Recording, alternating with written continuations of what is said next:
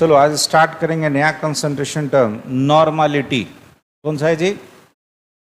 Normality. देखो normality को लिखते हैं कैपिटल एन से। तो याद करने का तरीका सुनो, यहाँ हम हमेशा आपको याद कराते हैं कैसे? यूनिट से। किससे जी? यूनिट से। सुनना, नॉर्मालिटी का यूनिट होता है, याद रखना, इक्विवेलेंट पर लीटर। पहले इसे लिखते हैं, पहले लिखते हैं नॉर्मल। क्या लिखते हैं जी?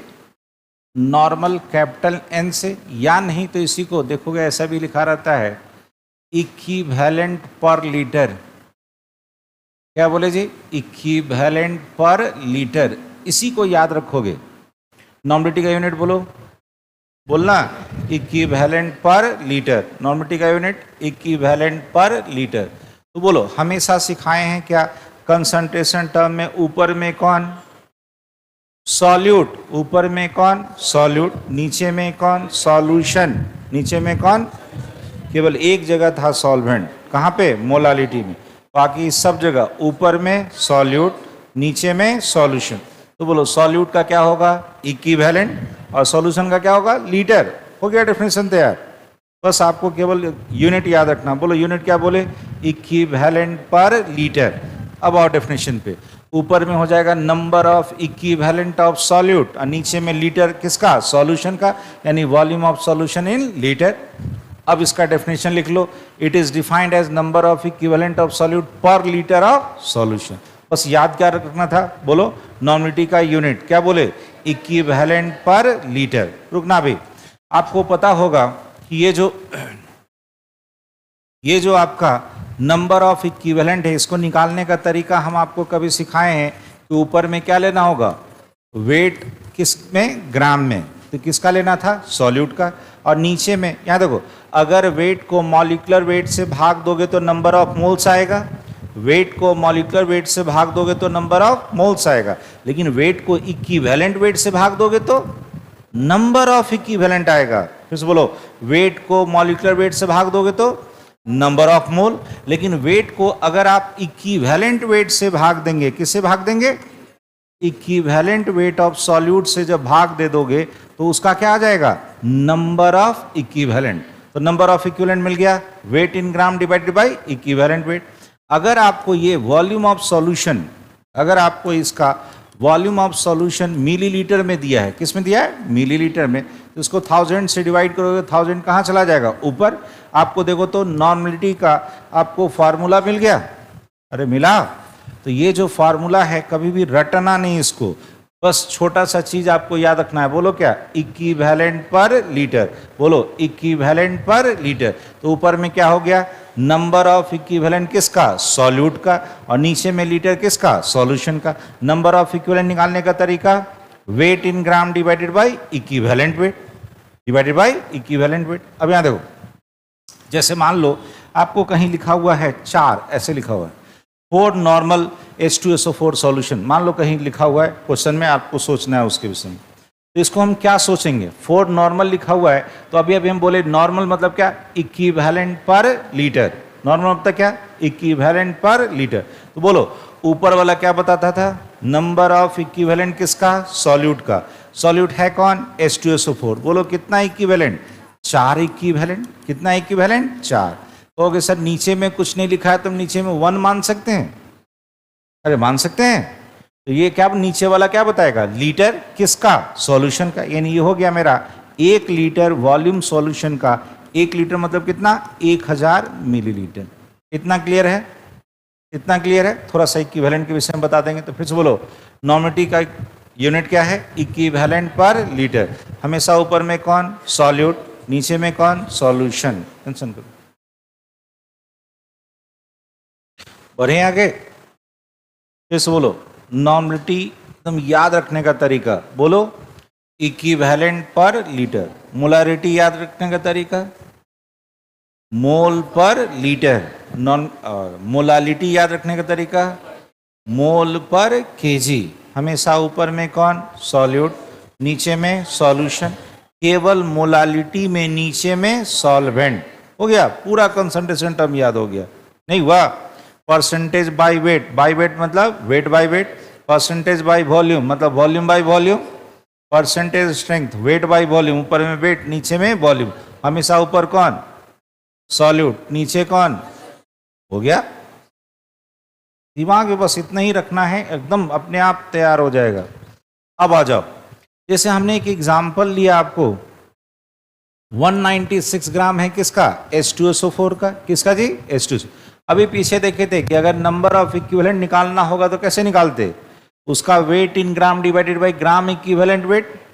अब कहोगे सर इक्विवेलेंट वेट कैसे निकालते हैं, रुको एक मिनट। तो इक्विवेलेंट वेट निकालने का तरीका होता है molecular weight divided by valency. अब सीखो इक्विवेलेंट वेट निकालने का तरीका, molecular weight divided by valency.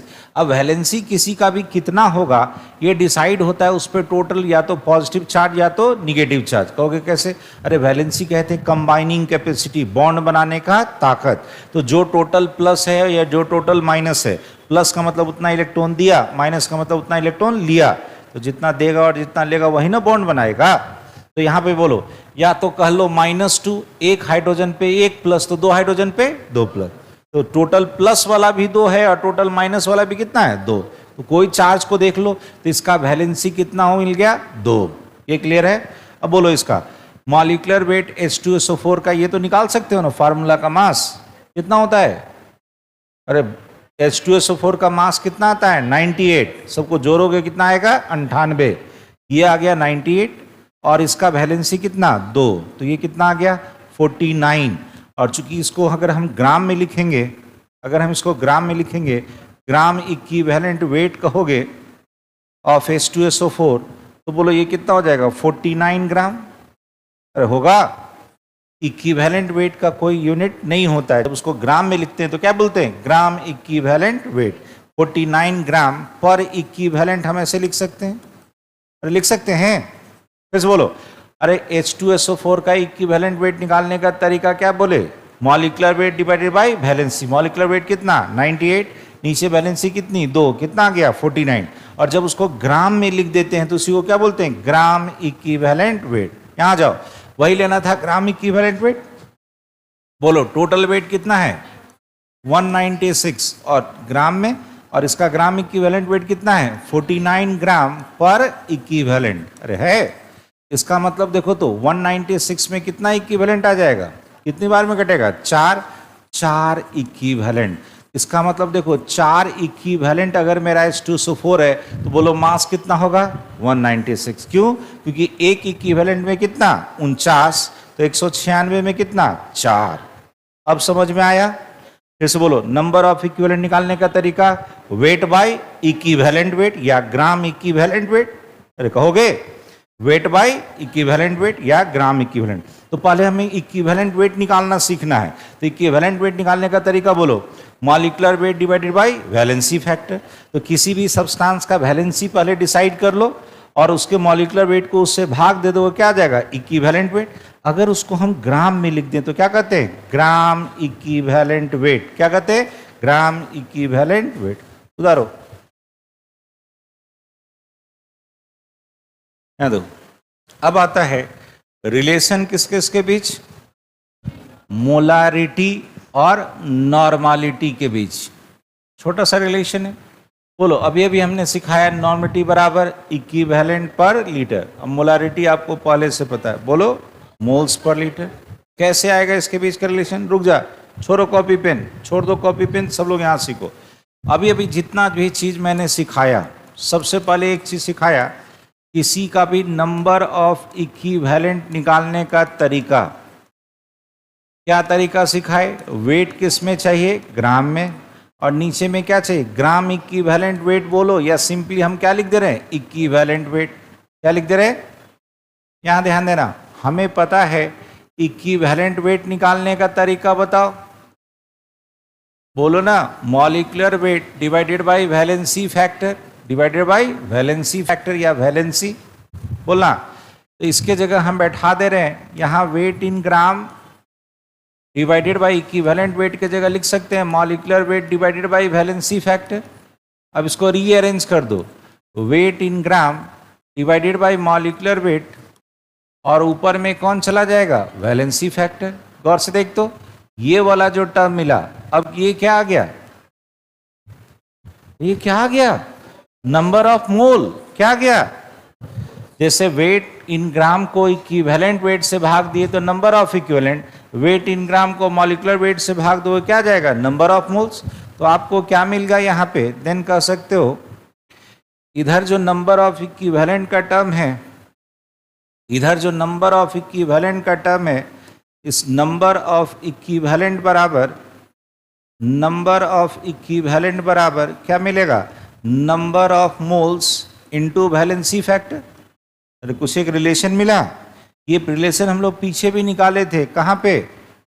Equivalent weight जब पढ़ा रहे थे। नंबर ऑफ इक्विवेलेंट बराबर क्या मिला? Number of moles into valency wait.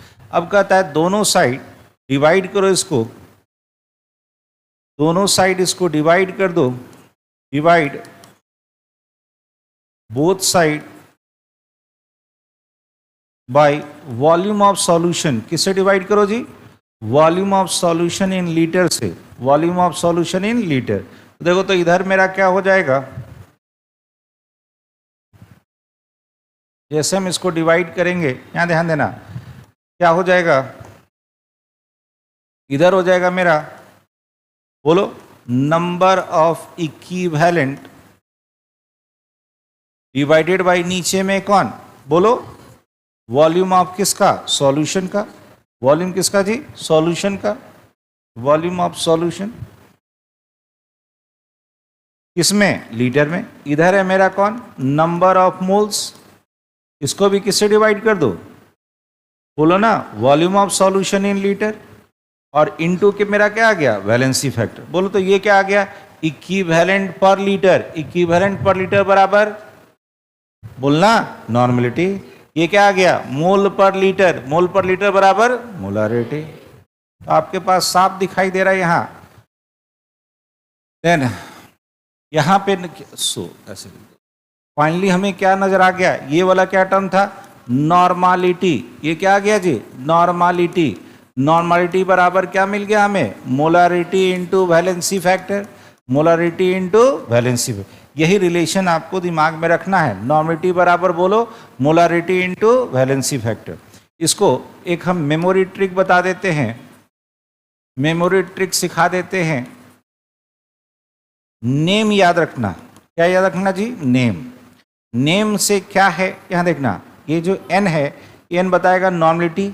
a से याद रखना इक्वल, m से क्या याद रहेगा? मोलारिटी।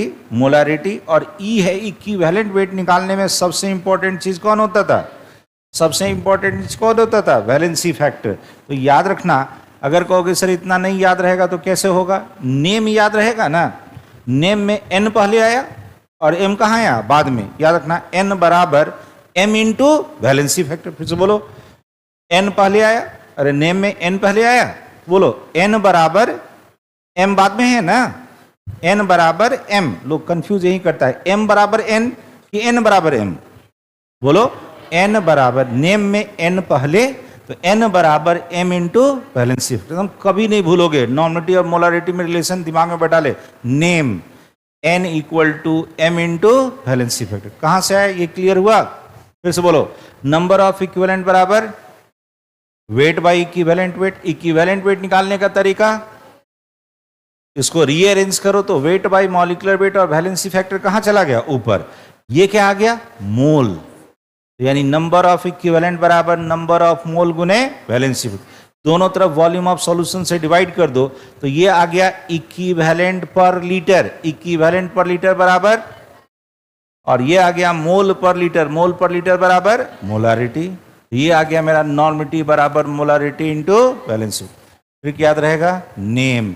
नॉर्मलिटी बराबर मोलारिटी इंटू वैलेंसी फैक्टर। चलो, relation between percentage by wait and normality. Percentage by wait and normality. देखो तो हमें याद है मोलारिटी में हम और परसेंटेज बाय वेट में एक रिलेशन निकाले थे। बोलो, percentage by weight into density into 10 divided by molecular weight of solute. ठीक है। तो और से देख, यहाँ पे है मॉलिक्यूलर वेट। कौन है जी? Molecular weight. और हमें लाना है क्या? नॉर्मलिटी के साथ रिलेशन। अभी अभी आप पढ़े, बोलना नॉर्मलिटी बराबर मोलारिटी इनटू वैलेंसी फैक्टर। अरे पढ़े तो देन यहाँ पे अप्लाई कर दो, इसको यहाँ पे अप्लाई कर दो, बोलो नॉर्मलिटी गुने वैलेंसी फैक्टर, सॉरी मतलब ये जो मोलारिटी है तो यहाँ पे मोलारिटी बराबर क्या हो जाएगा, नॉर्मलिटी बटे वैलेंसी फैक्टर। अरे होगा, अरे नेम सिखाए थे ना, तो मोलारिटी बराबर क्या हो गया, नॉर्मलिटी इंटू वैलेंसी, इसको यहाँ पे अप्लाई करो, नॉर्मलिटी बटे वैलेंसी फैक्टर बराबर बोलो, बोलो पूरा, percentage by weight into D into 10 divided by क्या, मॉलिक्यूलर वेट ऑफ सॉल्यूट। अब एक बात बता, ये वाला वैलेंसी फैक्टर ऊपर जाएगा, अरे इधर जाओगे तो इधर गुना करोगे, और अगर उसको नीचे करोगे तो इसके नीचे भाग में देना होगा। मेरी बात को समझना, इसको हम ऐसे लिख सकते हैं, नॉर्मलिटी बराबर percentage by weight into density into 10, इसको इधर ले जाओ, इसको यहाँ ले आए, इंटू वैलेंसी फैक्टर, और नीचे में कौन, मॉलिक्यूलर वेट किसका, सॉल्यूट का, नीचे में कौन, मॉलिक्यूलर वेट किसका जी, सॉल्यूट का।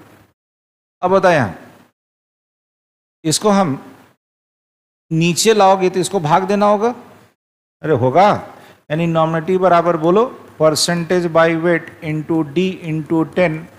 अब इसको नीचे लाओ, इसको नीचे लाओगे तो इसके ना नीचे आएगा, क्या हो जाएगा, molecular weight of solute divided by valency factor. अरे होगा, बोलो मॉलिक्यूलर वेट को वैलेंसी फैक्टर से भाग देते थे, क्या मिलता था, अरे अभी भुला गया, मॉलिक्यूलर वेट को वैलेंसी फैक्टर से भाग देते थे, क्या मिलता था, इक्विवेलेंट वेट, यानी ये वाला टर्म इक्विवेलेंट वेट में बदल जाएगा। सो नॉर्मलिटी बराबर बोलते जाना, percentage by weight into 10 into density D divided by नीचे में क्या आ गया, इक्विवेलेंट वेट, क्या आ गया, इक्विवेलेंट वेट किसका, सॉल्यूट का। हो गया रिलेशन। बस दिमाग में क्या रखना था, अगर वहाँ मोलारिटी था, यहाँ पे मोलारिटी में था क्या, percentage by weight into density into 10 divided by क्या, मॉलिक्यूलर वेट, नॉर्मलिटी में उस मॉलिक्यूलर वेट के जगह क्या आ गया, इक्विवेलेंट वेट, क्योंकि अभी अभी हम एक रिलेशन पढ़े थे, नेम, नेम मतलब नॉर्मलिटी बराबर मोलारिटी इंटू, मोलारिटी निकाल के यहाँ पे बैठा दिए, देखिए कैलकुलेट करके, तो बस उस मॉलिक्यूलर वेट के जगह कौन आता है, कौन आता है, इक्विवेलेंट वेट। मेंशन करो,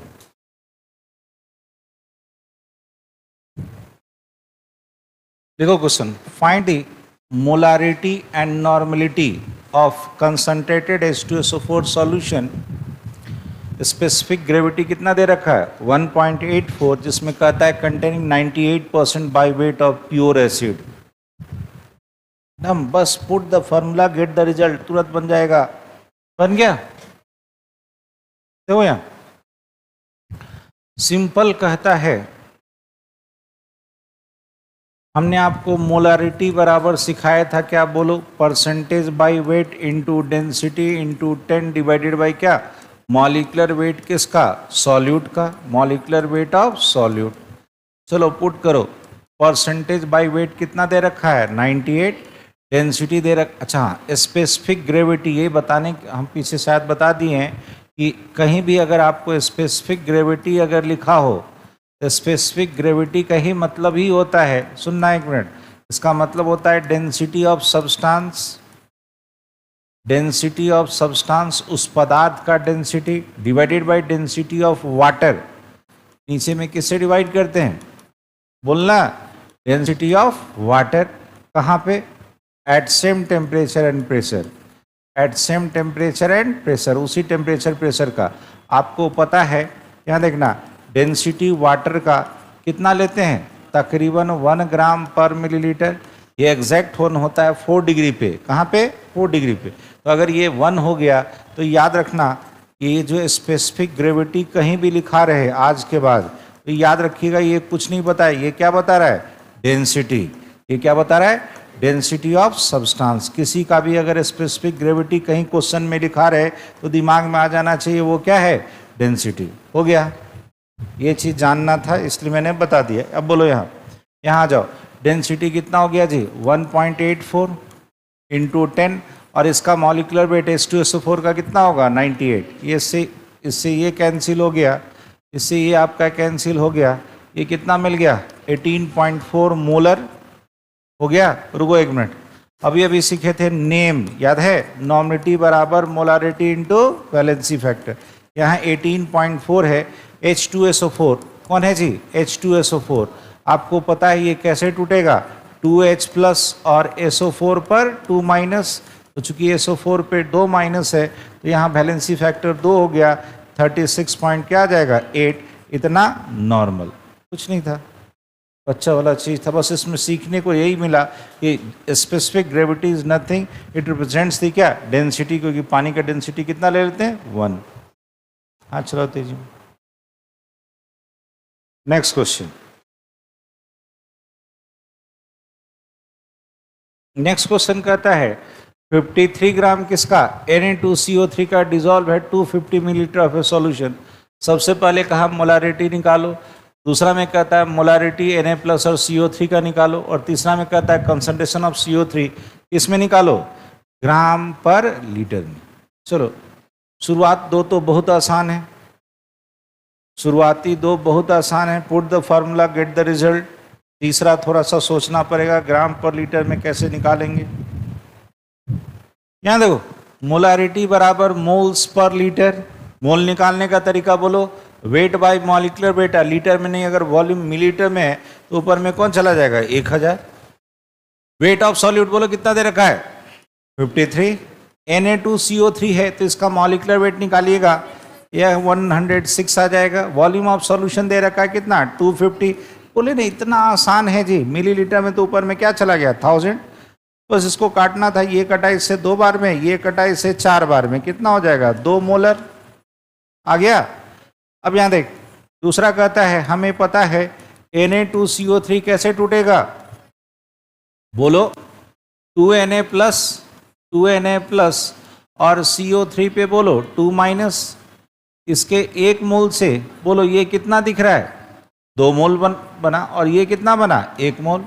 इसकी मोलारिटी दे रखी है अभी 2, अब पूरा लिखो पहले मोल पर लीटर, इसकी मोलारिटी 2 मोल पर लीटर है, इसके 1 मोल से कितना बन रहा है 2, तो 2 से कितना बनेगा 4, हो गया आंसर। ये हो जाएगा मेरा कितना 4 मोल पर लीटर। और यहाँ देखो इसके लिए अगर सोचना होगा, इसके लिए अगर सोचना होगा, इसके लिए 1 मोल से कितना बन रहा है 1 मोल, तो 2 मोल से कितना बनेगा 2 मोल, हो गया आंसर। इसका मोलारिटी कितना हो गया 2 मोल पर लीटर। अरे होगा, बस आपको केवल तोड़ के देख लेना है कि कितना मोल बन रहा है, सबका आयंस का मोलारिटी आ गया। मेंशन कर, ये तीसरा वाला मेन तीसरा वाला किसी से बना ग्राम पर लीटर में,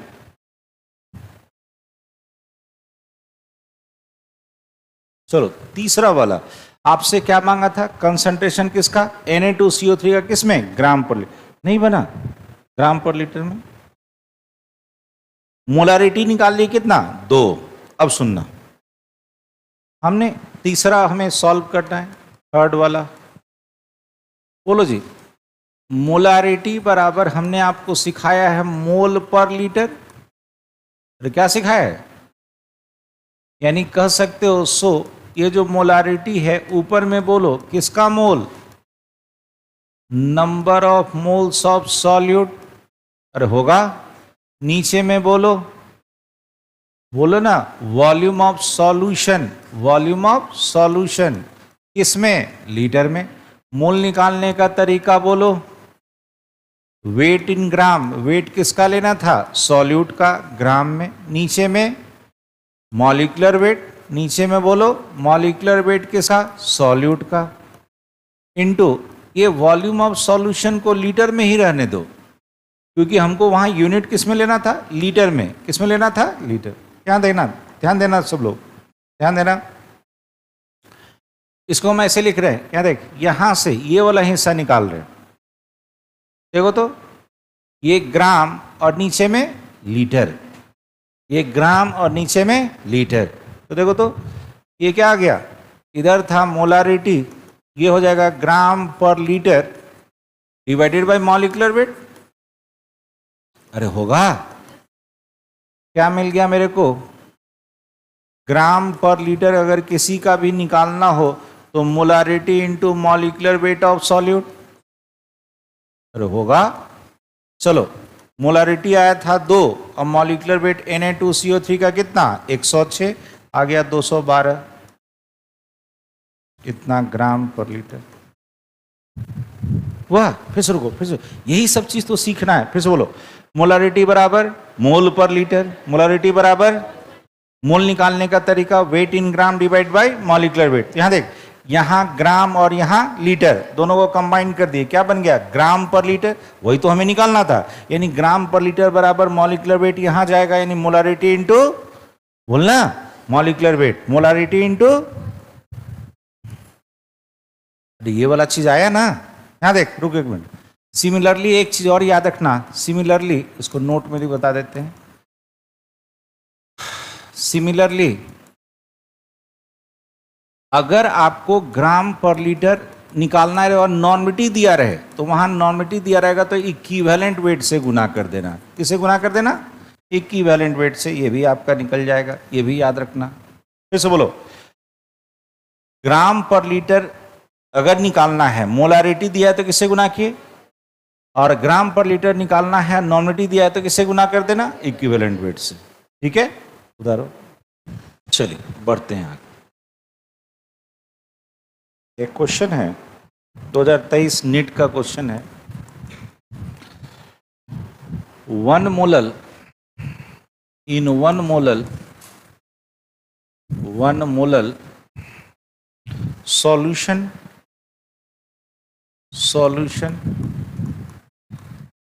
that contains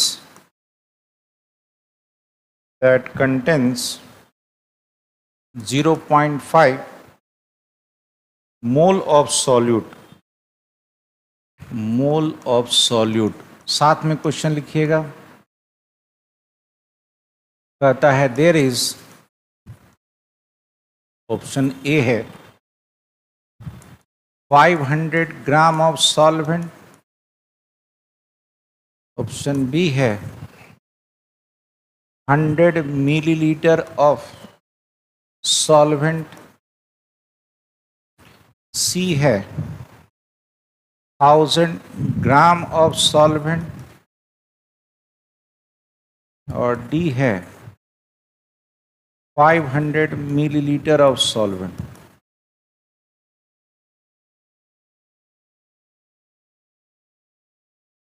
सुनना, ये जो क्वेश्चन है आपका, ये आपका नेट 2023 का क्वेश्चन है,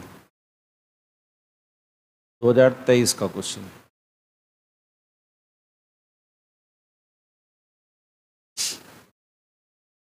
देखो क्वेश्चन क्या कहा, 1 मोलल सॉल्यूशन है जिसमें कहता है कितना है 0.5 मोल ऑफ सॉल्यूट अगर होगा तो कहता है अगर इतना होगा तो कितना सॉल्वेंट में होगा। आंसर कौन सा सही है, फर्स्ट नंबर सही है, ये आंसर सही है, ए वाला। यहां देखो, क्यों, हमने आपको क्या सिखाया है, बोलना 1 मोलल मतलब 1 मोल पर केजी, अरे सिखाए हैं ना। तो 1 मोल पर केजी मतलब 1 मोल किसका, सॉल्यूट का है, कितना में, 1000 ग्राम ऑफ सॉल्वेंट में। अरे है, तो कहा आपको इसको भी, अगर यहां कहा 0.5 करना तो इसको भी आधा कर दो, कर सकते हैं ना। तो इसको क्या किए, इसको अगर 0.5 करोगे, 0.5 मोल ऑफ सॉल्यूट करोगे तो यहां भी आधा कर दो, यहां भी कितना हो जाएगा 500 ग्राम ऑफ सॉल्वेंट। अरे होगा ना, तो यही आपसे मांगा कि इतना है, अगर इतना आपको दिख रहा है तो वहां पे सॉल्वेंट कितना होगा 500। अरे यहां आधा करोगे, ऊपर आधा करोगे तो ये होगा, तो नीचे भी ना आधा करना होगा। समझ में आया, हो गया 500 ग्राम। क्वेश्चन है आपका, क्वेश्चन लिखना साथ में, 0.5 mole of BaCl2, 0.5 mole of BaCl2 is mixed with 0.2 mole of Na3PO4, Na3PO4, the maximum number of moles of the maximum number of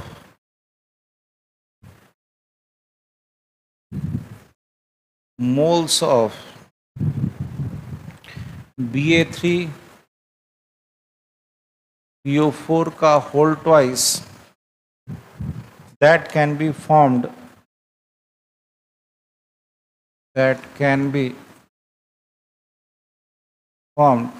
is 3BaCl2 plus 2 Na3PO4 का whole twice, sorry, Na3PO4 है ना, Na3PO4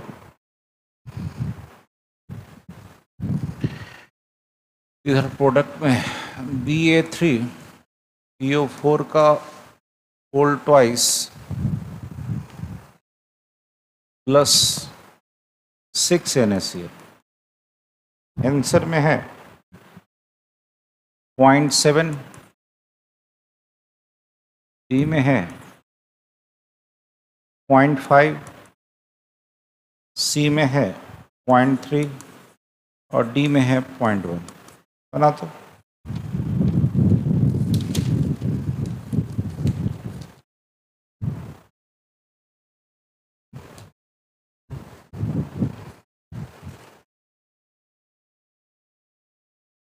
देखो question क्या कहता है, रुको एक minute, यहाँ देखो क्वेश्चन क्या कहा। क्वेश्चन कहता है 0.5 मोल किसका, BaCl2 का, मिक्स किए किसके साथ, 0.2 मोल किसके साथ, Na3PO4 के साथ। तो कहता है maximum number of moles of ये वाला जो प्रोडक्ट है वो कितना बनेगा। याद है प्रोडक्ट कौन डिसाइड करता था, लिमिटिंग रिएक्टेंट। कौन डिसाइड करता था, लिमिटिंग रिएक्टेंट। पहले आपको लिमिटिंग रिएक्टेंट ढूंढना है और अगर लिमिटिंग रिएक्टेंट मिल गया तो वो डिसाइड करेगा कि प्रोडक्ट कितना बनेगा। सोच के बता, जल्दी करो, 2 4 5 क्वेश्चन, अच्छा क्वेश्चन सब है, समझना। देखने से आपको लग रहा है इसका कितना मोल, 3 मोल, इसके कितने मोल से रिएक्ट कर रहा है, 2 मोल, तो इसका कितना बन रहा है, 1 मोल। इसका 3 के लिए कितना चाहिए, 2। आपको गौर से देखिए कितना दिया है, 0.5, तो ये कितना चाहिए, 2/3 इंटू 0.5, अरे चाहिए 2/3 इंटू 0.5, इसको गुना करो तो कितना हो जाएगा, 1/3। अरे होगा, इतना मोल चाहिए, लेकिन इसका दिया कितना है, अरे यानी कितना चाहिए, 0.33 चाहिए ना, बट ये है कितना, अरे क्वेश्चन में कितना दिया, बट Na3PO4 इज 0.2 मोल। तो बोलो ये कम है ना, हमें चाहिए इतना और ये है इतना ही, यानी गौर से देख, ये पहले खत्म हो जाएगा। हम क्या सिखाए थे, जो रिएक्शन में पहले खत्म हो जाए उसको क्या बोलते हैं, लिमिटिंग। क्या बोलते हैं, तो आपको नजर आया। सो ये जो मेरा Na3PO4 है ये बना मेरा लिमिटिंग रिएक्टेंट। क्या बना, बोलो ना, लिमिटिंग रिएक्टेंट। अगर ये मेरा लिमिटिंग रिएक्टेंट है तो ये डिसाइड करेगा कि प्रोडक्ट कितना बनेगा, ये डिसाइड करेगा प्रोडक्ट कितना बनेगा। बोल, इसके 2 मोल से कितना बन रहा था, हमें साफ दिख रहा है कि 2 मोल अगर हम Na3PO4 का लेते हैं तो वहां से ये कितना बन रहा है, 1 मोल। 1 मोल ऑफ कौन बन रहा है, Ba3PO4 का होल ट्वाइस, अरे बन रहा है, तो 2 मोल से इतना बन रहा है। इसका है कितना, अरे बोलना 0.2 है, तो 0.2 से ये कितना बनेगा, 0.1। हो गया आंसर, ये तो था 0.1। देख क्वेश्चन में हम आपको क्या सिखाए थे, पहले जो रिएक्टेंट है उसको कंपेयर करो। छोड़ कॉपी पेन छोड़ो, थोड़ी देर समझो। यहाँ बैलेंस रिएक्शन के लिए 3 के लिए कितना चाहिए, 2। 3 के लिए कितना चाहिए, 2। इसका दिया था कितना, 0.5, तो 0.5 के लिए कितना चाहिए, 0.33। फिर से बोलना, 3 के लिए 2, तो 0.5 के लिए 0.33। लेकिन ये है कितना, तो यानी जब ये रिएक्शन होता रहेगा तो इसका 0.5 के लिए चाहिए था 0.33, यानी ये पहले खत्म हो जाएगा। तो जो बचा रहता है उसको बोलते हैं एक्सेस, जो खत्म हो जाता है उसको लिमिटिंग, यानी ये लिमिटिंग हुआ। ये डिसाइड करेगा कि प्रोडक्ट कितना बनेगा, क्योंकि जैसे ही ये खत्म होगा रिएक्शन रुक जाएगा, क्योंकि ये है ही नहीं। अरे नहीं ना है, ये खत्म हो गया तो रिएक्शन रुक जाएगा। तो बोलो इसके 2 मोल से कितना बन रहा था, 1 मोल, और इसका लिया था कितना, तो 2 से 1 तो 0.2 से कितना 0.1 हो गया आंसर। समझ में आया? जल्दी करो जल्दी करो। इसका आंसर डी सही है। सुनो एक मिनट, कभी हम आपको सिखाए थे कि हाइड्रोकार्बन का अगर हम कंबसन कराते हैं यानी O2 के साथ रिएक्शन होगा, याद कराए थे। ऑल कार्बन एटम बोलो कहाँ जाता था, CO2 में। और सिखाए थे ऑल हाइड्रोजन एटम कहाँ जाता था, H2O में। कहाँ जाता था, H2O में। यही था ना। तो गौर से देख, यहाँ पे जैसे हाइड्रोकार्बन है, ऑक्सीजन से रिएक्शन हुआ, बना आपका CO2 और H2O। देख तो अगर हम इसका 1 मोल लेंगे तो ये भी 1 मोल बनेगा। मान लो एक ही कार्बन है तो 1 CO2 बनेगा। अरे होगा, यहाँ जितना हाइड्रोजन होगा उसका आधा मोल कौन बनेगा, H2O। इसे देख लो एक मिनट, आंसर सही है ना। अच्छा देख लेते हैं, चेक कर लेते हैं। इसका कितना दिया है 10 मिलीलीटर, इसका कितना बन रहा था 40, और ये कितना बन रहा था, अरे बोलना 50, यही ना। तो हम आपको सिखाए हैं कि जो वॉल्यूम है अकॉर्डिंग टू अवोगाड्रो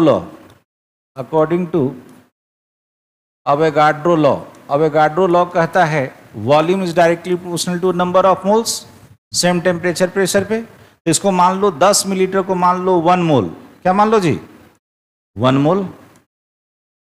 अगर इसका हम 1 मोल मान लेंगे तो बोलो जी 1 मोल के लिए कितना बन गया 4, और ये कितना हो गया 4, तो ये कितना हो जाएगा बोलना 5, ये कितना हो जाएगा 5।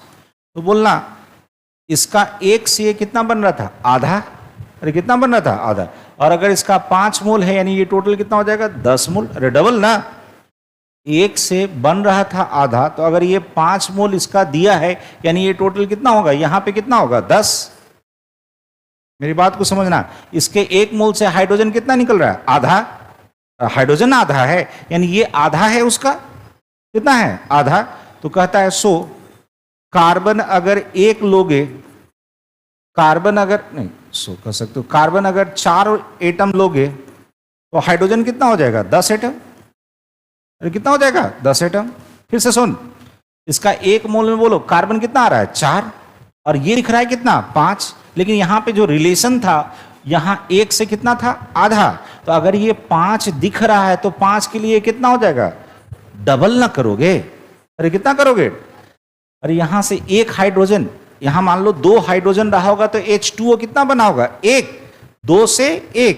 अगर हाइड्रोजन यहाँ 5 दिख रहा है तो 5 के लिए यहाँ कितना होना चाहिए 10, यानी ये H2O अगर 5 मोल दिख रहा है तो यहाँ हाइड्रोजन कितना चाहिए 10।